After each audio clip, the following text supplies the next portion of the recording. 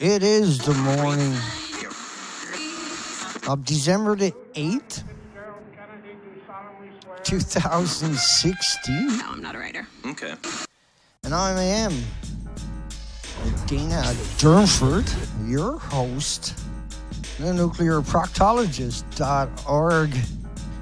We are streaming live from British Columbia, Canada, from the coastline, from the death and the destruction wreaked upon it by the nuclear industry. We are happy to have this privilege to talk. We live in a unique time where our voice counts, where our voice is important, where our world, we're able to fight on an even keel in many ways, where we're able to share with you knowledge and information that goes beyond comprehension just 10 years ago. We're doing it in a format that works for most people speaking the English language. Now, yesterday we went and done a green screen. There's a look at it this morning, about an hour and a half ago. And so I had bought that material in the hopes that I can match the paint. I did. And we'll get into the show in a second, but this is important. We raised enough money to do it. And we raised enough to get the lights. We raised $810. So we done this right away yesterday. Turns out it's the wrong color. That wasn't supposed to play. My fault. It's the wrong color, but because of the equipment I got, I can tweak it and get away with it, but it's not going to work. No big deal. Outside of, we done all that work. And that's my bedroom, by the way. Living room / bedroom right there. I have to move the bed out, keep it out the minute I wake up in the morning, set everything up, turn everything on, blah, blah, blah. But we raised enough money to get the real green screen. And they're $120 Canadian a pop. And so we can get at least, but it looks like 4 of those and do the whole place in a proper green screen instead of this haywire. That's not going to work. Because you can see how I fade. That's the best I could get it with that color there. And the other color was much darker. Oh, well, lesson learned. Here we go. Let's get on with the show. It's a rough one. Very rough one today. Fukushima. I smurfed that up already. Fukushima's unique effect upon the coastline of British Columbia is going to be emblematic for everywhere else. Now, that picture is from expeditions we'd done on the coastline. And that one was Louise Narrows. And we show before and after pictures of that. I'll show you some of those before and after pictures. Now, at the same time as we done the coastline, what we noticed was an extinction event. It's my best friend for 15 years, Zoe. She passed away on a bird count this year. Not this one, but this headline. Think about that headline. Are starving to death, but they only found 250. They found 250. But the statement they're making is that they're all starving and that's an extinction event for puffins. I didn't import that other headline for some reason. Just 1 second. because that's important. I don't know how I missed that. I got all the other stuff there. I know words too. I'll get it right quick. Not that quick, obviously. Quick enough, though. Here we go. Let's do it. Gotcha. So, second paragraph, in just shy of 3 weeks, they've seen 250. And scientists believe the actual number of dead puffins is much higher. In 10 years of monitoring, they only seen 6 puffins wash in the top paragraph. And the third paragraph down, the cause is no great mystery, really. The birds are simply starving to death, really. And they're starving to death because normally when they come ashore, say, they find the right-hand side. Instead, what they found, this is the coastline at the top of, up by Prince Rupert. You see that, Alaska? That's where they found all the birds and the puffins. And they starved to death. Now, they starved to death because when they came ashore, as we showed on these expeditions, the diversity was gone. It was wiped out. And only a couple of algae were left. We'll come back to this in a second. Turn that down a little notch. And now this is going to probably confuse everybody. What you're looking at is from the Weather Channel about a month ago where they claimed all the animals were going to migrate off the coastline. I couldn't download it, so it's a screen capture it'll stall. But this is all the animals migrating off the Pacific coastline, yeah? And so this is the cover story for what's happening. The die-offs were 500,000 birds.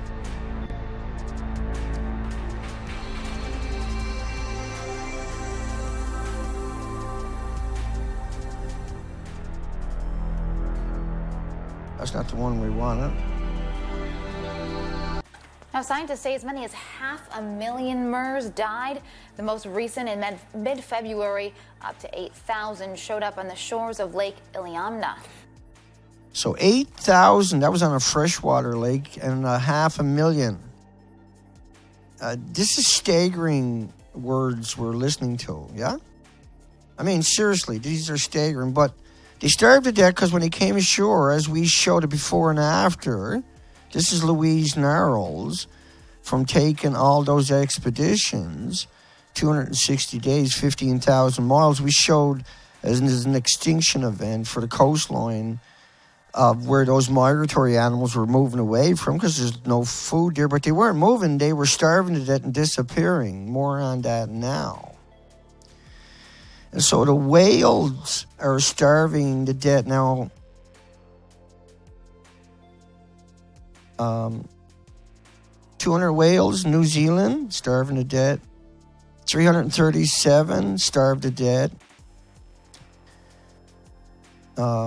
Mind-blowing die-offs. Now, the puffins, finding 250 and saying half the population has died is really friggin' interesting because you think about 30 million one-ton bags from Fukushima that they picked up because it's deadly, not for something to do, not because they were bored, not because they were trying to make work project.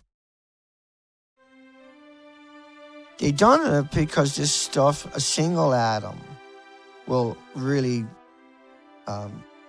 So 13 in 2015, all of this is 2015, 2016 for the birds. Corpses of sea lions, birds, sea turtles decomposing, fears for whales, encountering radiation hotspots, and volunteers were trained. But just finding one whale on a beach is extraordinary. But finding 337 that are dead after they died is bizarre, Lansing. 10 giant whales found dead. Now, once again, the odds of finding 2 dead whales in one spot are astronomical. 3 is just Lloyd's of London won't insure it. 4 is an event. 5 is just completely frightening to academics who understand this. And 10 is like, let alone 200, let alone that. Let alone the polar bears are starving to death. And I'm not sure if it was this one or the other one I usually show.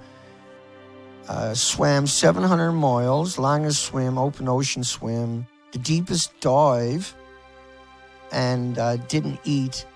In that 2-week period, scientists followed them. But other researchers have reported on the bear starving all over where the radiation hotspots would have hit. Let's keep going. So 30 million bags was insignificant to what really happened. And so to touch on that, you think about 30 million bags from 4 buildings. 30 million bags from 4 buildings. Now, academics were on the ball. Austria had a forecast for the radioactive fallout. Health Canada had a model that they hid away for quite a long time. Other institutions produced models. After 36 hours, jet streams is 100 miles an hour. This is air dispersal, disposition, 180 hours. Bottom right hand, 468 hours. The plume had covered the Pacific and North America and Europe and the Atlantic. But the big numbers were the Pacific. Now, everything that comes in and hits the Rocky Mountains with a heavy payload, because they're low, right, will lose a lot of its payload and go over the Rocky Mountains. But we're talking jet streams, what we're looking at here. But we're also talking about ongoing, constant, continuous disposition from the melted reactors themselves. Okay. So models, that's the plume coming at it there, just from the burning. And so this is, each building had 5 reactor cores stored up high in the building. We covered that extensively in the last 2 weeks. But anyway, all the western U.S., most of the East Coast. Now, this model is only based upon a couple of days' releases. None of these models, and these are well-known models, are based upon the actual inventories of the reactors. When the reactors melt down, they produce more than you put in. They're able to cannibalize and atomize an aerosol fission product, and everything that comes in contact that is cannibalized by these enormous heats are fission products, and you have to treat it that way. And you would if you were in an academic environment, blah, blah, blah, or working with people that actually had a moral compass or conscience.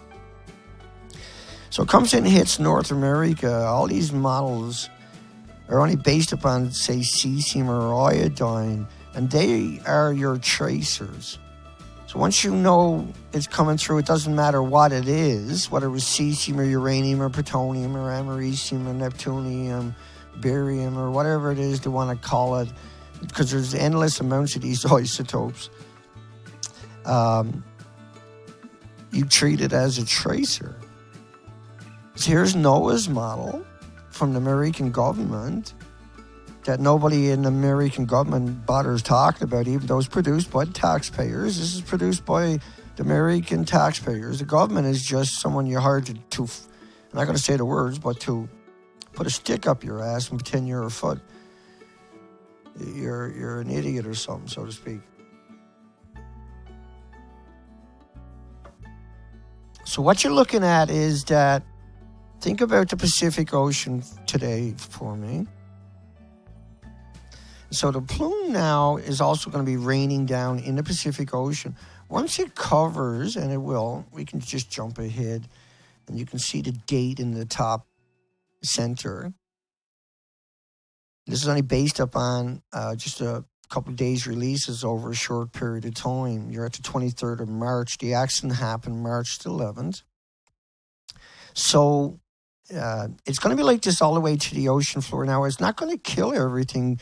If you're a fish net, normally you ingest it as a fish or microscopic. There's a billion creatures in a glass of water. And so this takes 10, 20, 30, 40, 50 years to give humans cancer, but we're way bigger microscopic stuff. We're way bigger than a fish, obviously, right? But a fish doesn't live long enough to get cancer. But fish will bioaccumulate at 15,000. So fish are going to last until the very end. But this extinction event, the killer whales, we're going to play that clip coming up right away here. We'll come back to this one. We'll leave these two windows running. And I know I hooked that out this morning.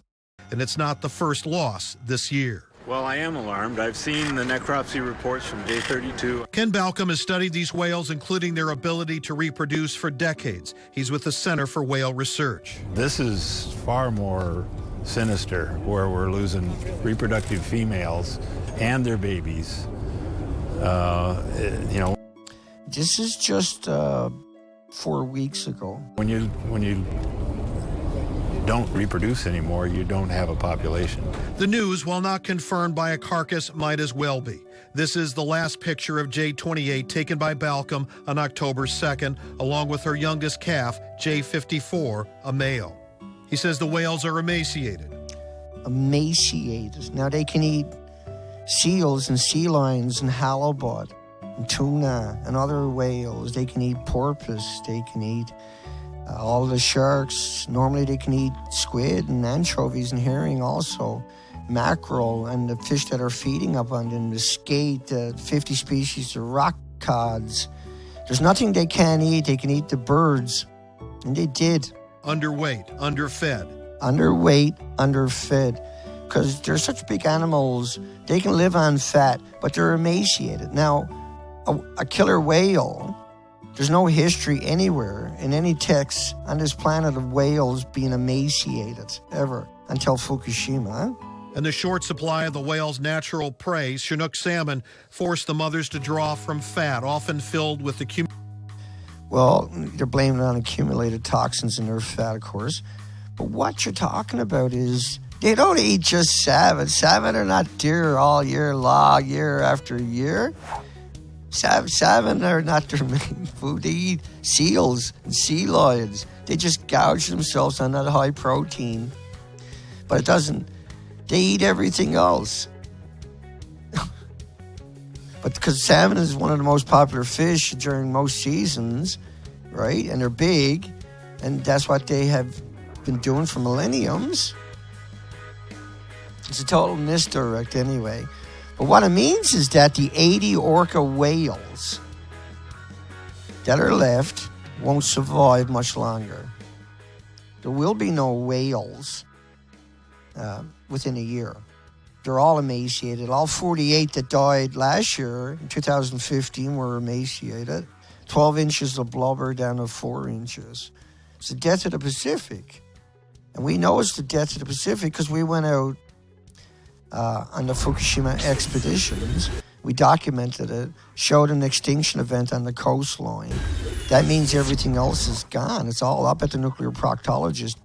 We already done the work. So what was happening is this disposition. You only needed one of these, but it never stopped coming at her. And so the system, the nuclear industry has so much power in collusion with the media and the government. For 70 years, they've told you that radiation is like a banana, like potato chips, sleeping next to someone, eating potato chips rather, climbing mountains on a plane. It's everywhere. It's good for you. Same lie everywhere you go for 70 years.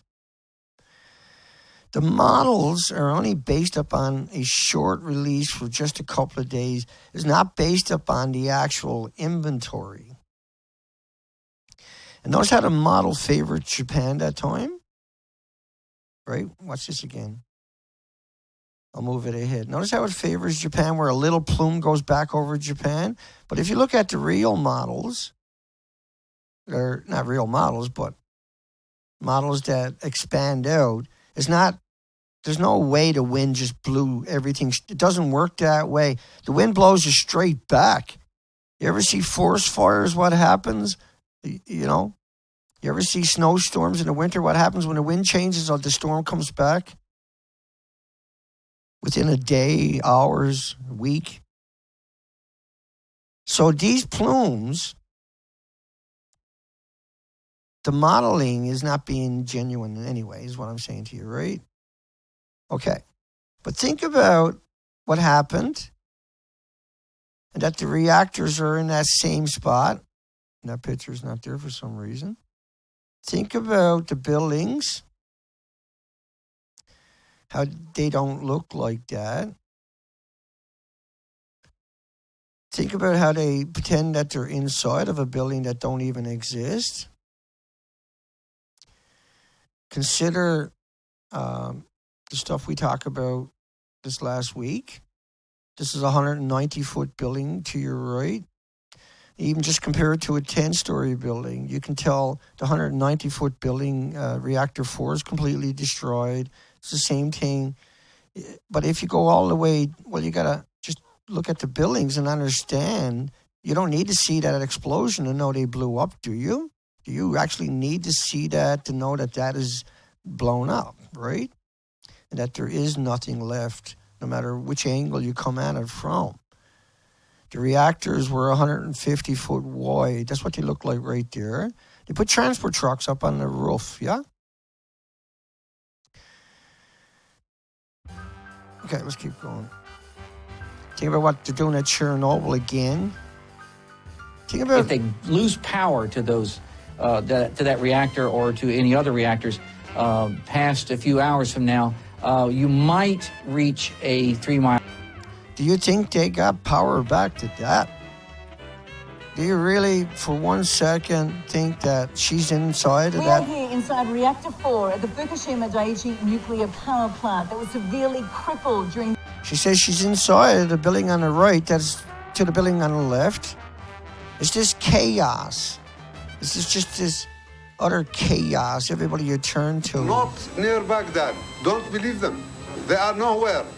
Right? It's all lies, right? Everybody that's speaking out in the media, that's their job, no matter what country, culture, ideology you come from. Those are the lawyers in that context.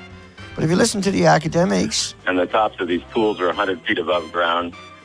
And if they're 100 feet above ground, they look like the one on the left. I don't really need to see the difference. That's all I needed. If the media showed me that, I call them a lawyer. If the media showed me that, I know they were a lawyer. If the media showed me that both of these buildings are 190 feet high, it was not too hard to work out they're a lawyer. We know Unit 4 looks like that on 2 sides, and that's the other 2 sides. Let's do that again. 2 sides. Right? There's 2 other sides. The water side to your left, and the water, or that weird side. And then look at it from these angles, though. Look at number 3. Think about 190-foot buildings. 190-foot building, right? Or even apartment buildings. Like, it's not hard to understand what a lie we have been fed and how much danger we have put ourselves into by not coming out and stopping and holding that lie accountable. Okay. Today we got some other studies on dogs besides Dr. Raymond Gilmedy, who we love his hate him, but love his, I shouldn't use that word, I suppose. We disrespect him because of what he does for 35 years at Loveless Respiratory Research Institute. And toxicity of inhaled plutonium dioxide in beagle dogs and beagle puppies. What did he show us, right? Think about what he showed us. He only showed us that every dog died in every study, But there's not just him. There's so many other studies. We know this with curium. And curium is the biggest byproduct of the fuel chain, right? And so those 30 million bags, most of that would have curium. Curium is worse than plutonium. You can see what plutonium and curium does to dogs. It kills all the dogs. But we know this from the americium plutonium in man, monkeys, and baboons, how it aggregates, and statistically there's a correlation in skeletal distribution in humans, non-humans. So distribution, retentions, plutonium, americium, uranium, and mice. We know stuff already. We have a long history. It's actually not like a banana. It's not like walking in sunshine. It's not like sleeping next to somebody. We know this because we have this documentation. Average doses to 448 days were calculated. Disposition on all bone surfaces. A burial of 3 nuclides in areas of bone growth was observed. Transfers of activity to marrow was greatest for 239. 233 uranium is what you're going to get for salt reactors. You need that for the salt reactors. The uranium-233. That's what the salt reactors are going to run on. They're going to take thorium, right, to put it through a reaction, get uranium-232, 233, which are fissionable products, and that's what they're going to use for the chain reaction. That's what thorium, because there's a lot of thorium out there, but the byproduct is this unbelievable amount of tritiated 3H water. And it's a low, very low emitter, but it's such a prolific one. And so it aggregates and sequesters in your muscles, your organs, and around your bones. And why its emitter might be just very short, it's constant. So it destroys the DNA and the chromosomes by the millions. But it's not a big emitter. See, in the context of it goes a long way, or big energy, but it's still enough to do your DNA, your chromosome. Yeah, pop, pop, pop. Okay, we're almost finished. Let's run through the rest of these. We won't get through them all, but another couple of minutes. Time exposures, retention, survival, tumor induction in beagle dogs. Tumor induction. Come here, you little beagle. Well, there's so many of these, but the influences of age, there was an influence. We know that children are highly affected in Fukushima in Japan. They've now got a fund in Japan. We'll come back to that tomorrow. Tomorrow's skit day. We're still going to pull off a skit day. I'm going to order everything today. I'm going to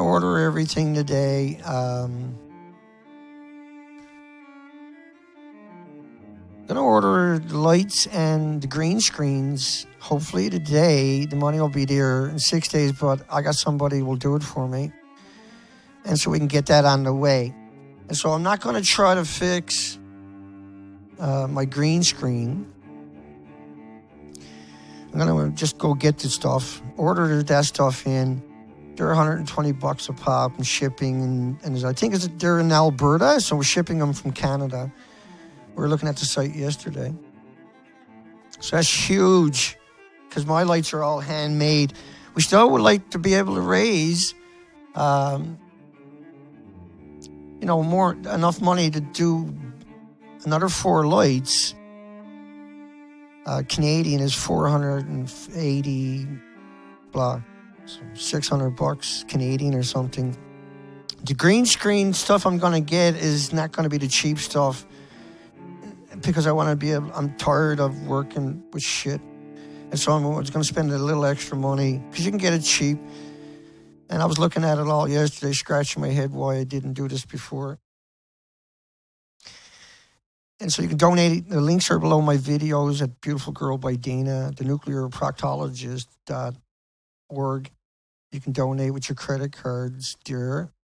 We've been doing it for 3 years. Nobody's ever had complaints about what happened to their credit cards, or any blowback, or just It's a legitimate site that we're using. It's it's all hooked up legitimately through the system.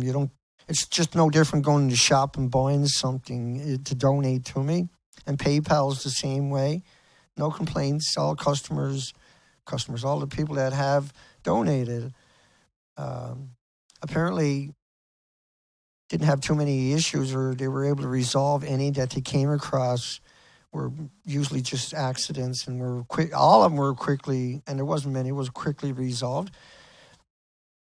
And so, I apologize, right, for having to do that all the time. I don't know how else to do it. How else am I supposed to do it if I don't ask?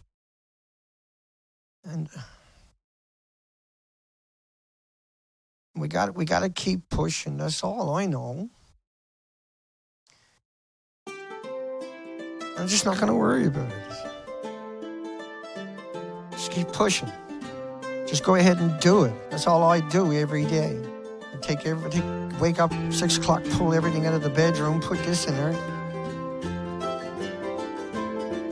And then at the end of the day, shove it all back and put everything away. Because otherwise, you gotta leave it like it is all day long. Because I don't care. I love it. I'll do whatever it takes, no matter what. I'll try my best, and that's what we're well on our way today to accomplishing the visual problems that I was having, and resolving that is huge. I woke up, and even though the green screen didn't work this morning, frig it, I'll just go do it right this time, and that'll be the end of it. No more messing around. Hugs for everybody. Hugs, Elaine. Thank you, honey. Amthurst. Stacy. Neil. Liz. Billy yesterday. Thank you, folks, everybody. I'm your author, Jace. CJ. Neil. Hello, everybody. Thomas Ackerman. Hey, buddy. Hello, everybody. Have a wonderful day, everybody. I'll get busy again. We'll be doing skit day tomorrow. It won't be perfect, but it'll still be skit day. I've been grabbing headlines all week. I'll be working all day. A lot harder than I will be in a week's time to get another skit out. And all I can say is,